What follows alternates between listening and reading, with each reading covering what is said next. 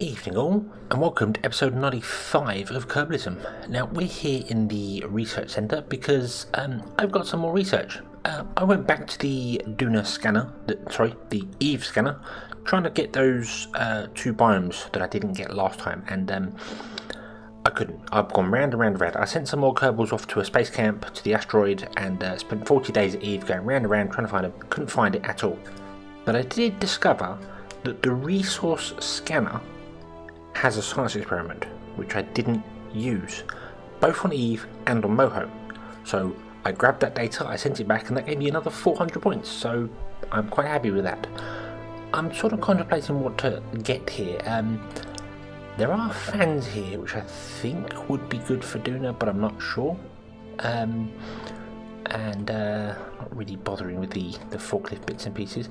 But this is the one that I'm really interested in, the experimental aerodynamics, because it's got lots of Mark IV pieces in here. And I think I'm going to go for this one.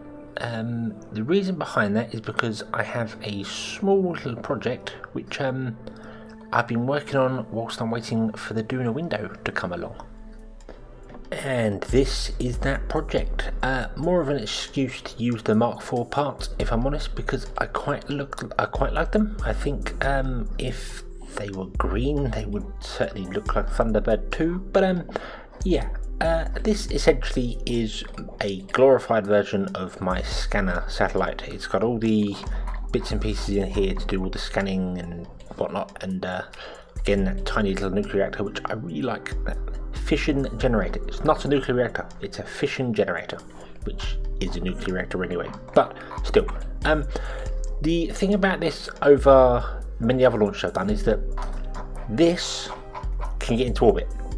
As you see, it's got 4,699 meters a second. It can easily get there, can rendezvous with our station, it can steal some fuel that isn't there because I think we've stolen it already, but it can get up there, refuel at the station, and then go off, and it can get to Dres and easily Duna, although I'm going to modify this to have some communication satellites when I go to Duna because I think they're important.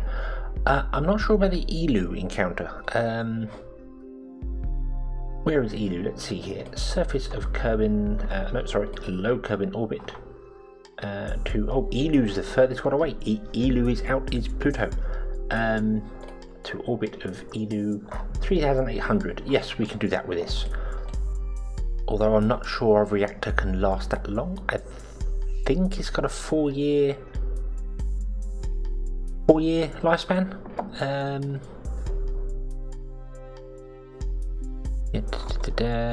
Does it say in here anywhere?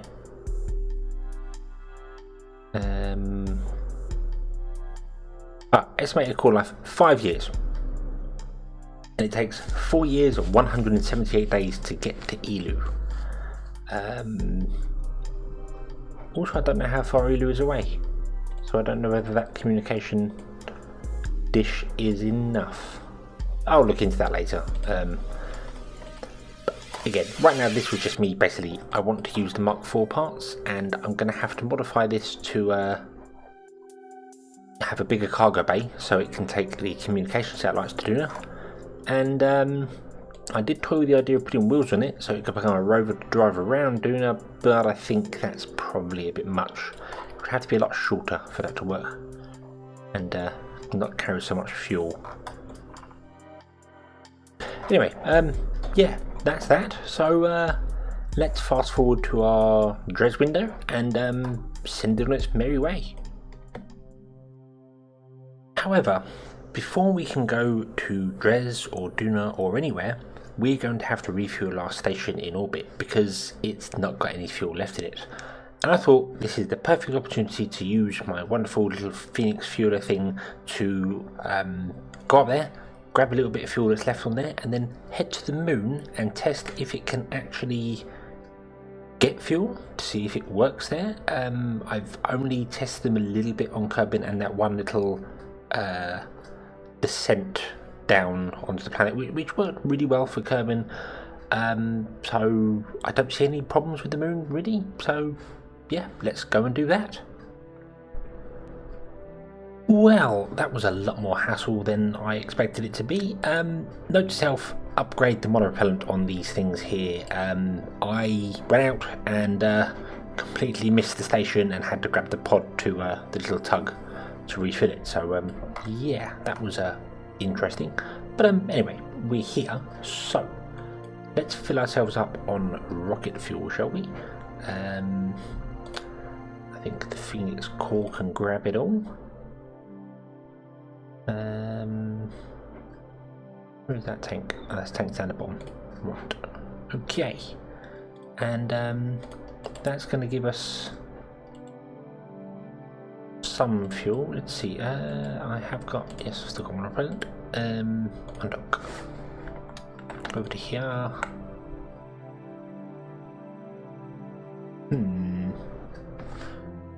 Well, that's a problem. According to the Delta V map that I keep using, let me double check it now. To get from low Kerbal orbit to the surface of the moon is 1,930 meters a second, which we don't have. This is all going terribly, terribly wrong.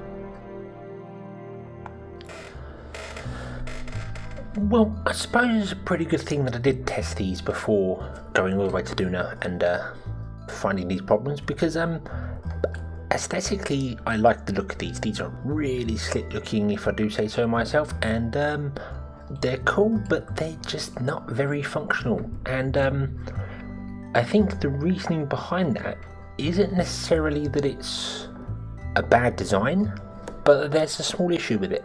And the reason I say that is because of here. We've got a fuel tank, a 4-meter fuel tank, and a cargo bay.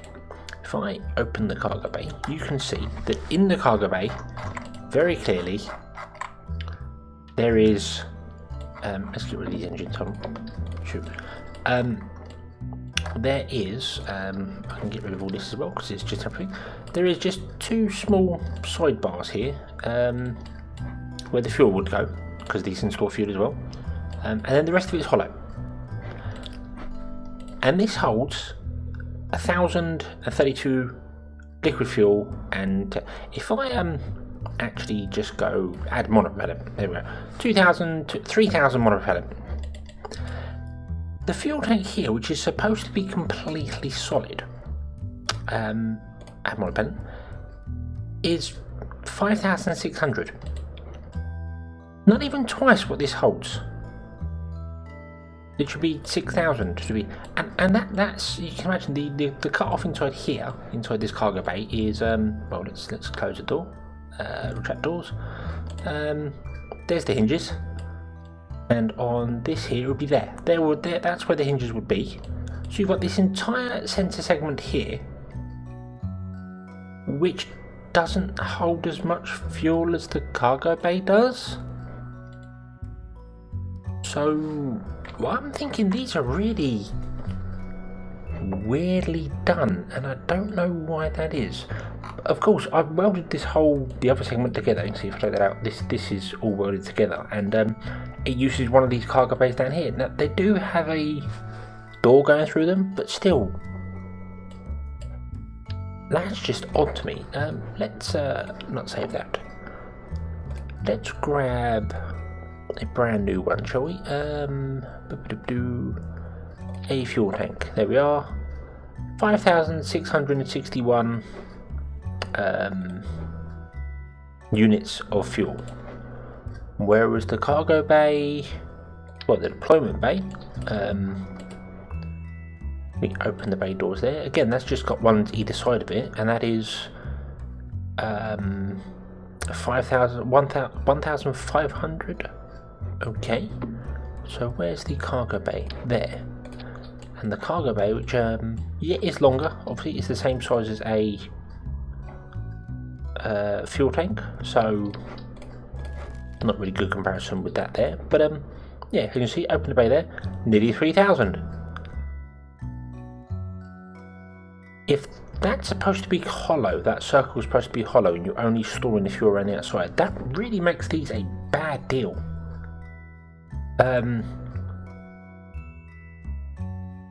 because they don't store twice the amount of fuel and weigh nearly twice the amount. That makes that fuel tank actually quite bad. Yeah. So I may need to actually go back and have a look again at how I'm building these ships, because obviously the weight is being a big issue here. That's why I'm struggling to get so much into orbit. I'm wondering whether I should just go back to the basics and stick with the good old faithful orange fuel tank, which is slightly bigger than that center circle on the fuel tank. But anyway, if I remove all the tanks and I just add monopropellant to this, holds 6,400 and is twice the size of those two there. So, well, they do store more. Okay, so maybe this isn't the one that's the problem. Maybe the cargo bay holds too much fuel. Maybe that's the problem there. This is 33 tons. That is 24 tons. And that's 13 tons. So, yeah, I think perhaps this just stores too much fuel. I think that's probably the reason that I'm getting confused there. But I need to figure something out with getting fuel into space and having fuel when I actually get there, because everyone goes add more boosters, but more boosters is more weight, and more weight is not always great for getting fuel into space. I want some left over. So after mucking around for about 20 minutes or so, with OPT mainly, I've decided to try a different one. This big spherical tank, which it looks a little odd. I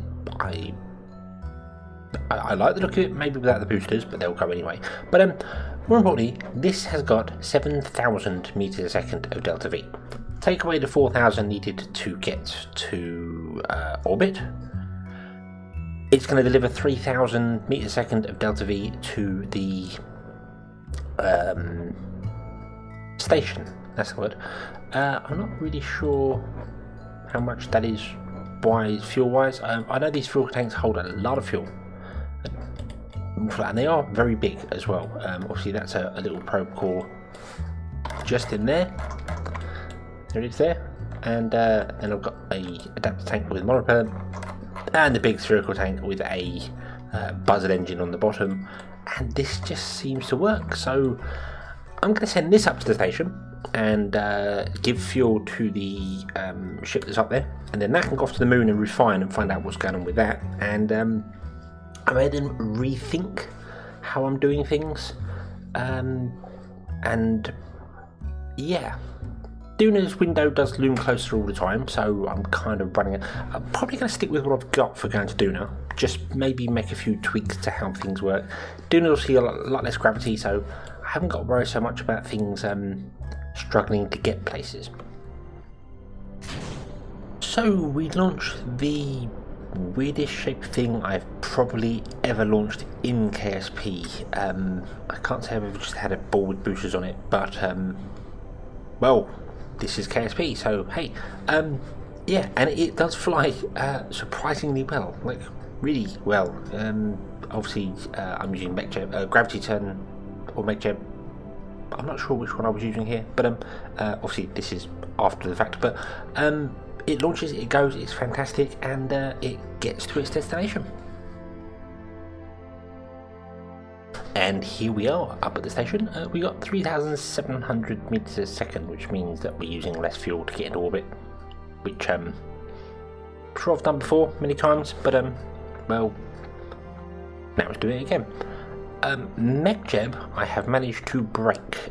This auto, I don't think it likes these extendable docking ports, but basically I click enable autopilot, it stops the ship dead and then sits there and does nothing. I left it but it was just under an hour when I turned up, and it's just done nothing. So I'm manually taking it in here, and that can go away because, yeah, not really sure why, not really sure what's going on there, but something is. It also appears to be extremely slow, this vessel. Oh, did. Well, I realise I don't have to actually line up perfectly well, do I? Because that docking port bends. There we are. Okie dokie. So we can just literally transfer this fuel out of there and into there. Let's do it the old-fashioned way. Boom, boom, boom, boom, boom. There we are. And now that should have enough fuel in it to hopefully get to the moon. Let's find out. Undock. Switch over to this and 2,600. Yes, it has. It has enough fuel to get to the moon. It's about half full on its main tank, but not on any of these. The cargo bay or the fuel tanks here. So, yeah. Okay. So, let's take this over to the moon, wherever it may be. There it is. And let's do a bit of mining and find out if it works. So, we're on the moon, as you can see, but I'm going to probably have to abandon this project completely. The Phoenix project, this thing here. These are long and thin and very unstable. I don't know if it's just because the legs are wrong on them or whatever, but it fell over and it's now stuck. I can't roll it, I can't make it stand up, I can't do anything with it. It's completely stuck. As it came down, these legs are a bit bouncy and it just fell over, smashing the solar panels off, causing problems, generally having a bad day. So, yeah, this is bad. I'm going to have to try and figure out a way of making something that's wider, I suppose. I could put one of them giant circular tanks in the centre, but yeah, either way, this is screwed. I can't even deploy this here because it's just not on its feet. So yeah, we're screwed. The other thing as well is obviously because this has got 2 fuel tanks and a cargo bay, it's not balanced correctly. So every time I fire the engine at full bore, it spins, it flips, it wheels and wobbles, and it wasn't holding straight at all during the descent. So that would be bad. It'd probably be better with an atmosphere, so it might work okay on Duna, but I mean, we're on the moon. The moon doesn't really have any, well, it's got gravity, but it's not mega, but the reaction wheels are not enough to even spin it now. So you can see I'm barely managed to rock the thing. Might be able to get it to roll over if I'm really lucky, but there's no way I can get it back on its legs. Yeah, it's just not having it. So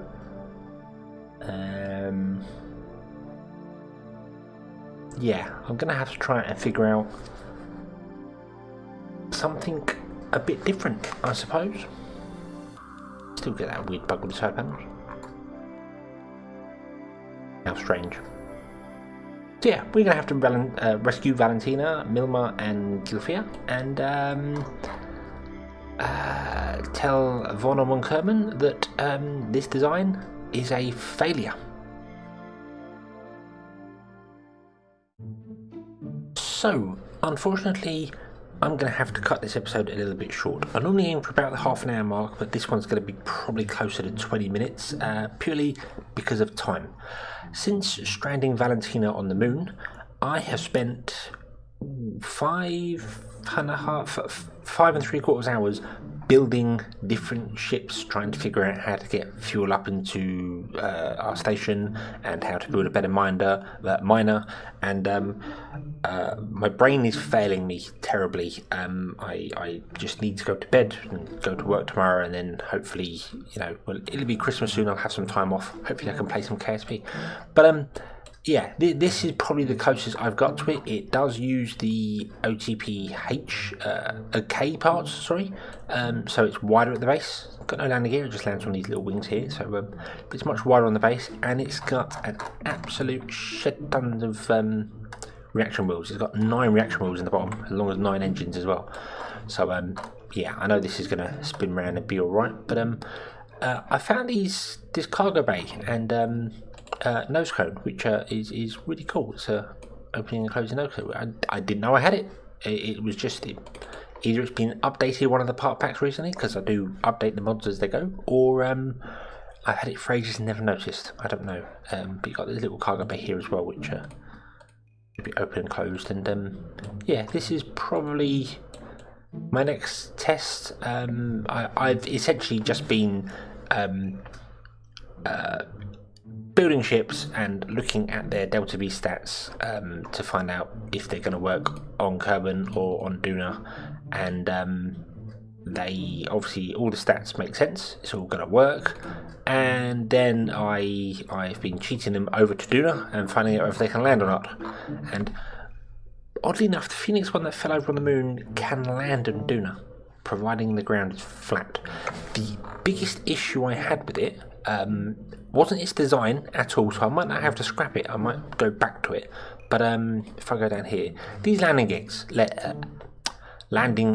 sorry, it's been a long day, who works on a Sunday, but yeah, these landing legs here, they bounce. I know I can change the adjustments here, but they really bounce.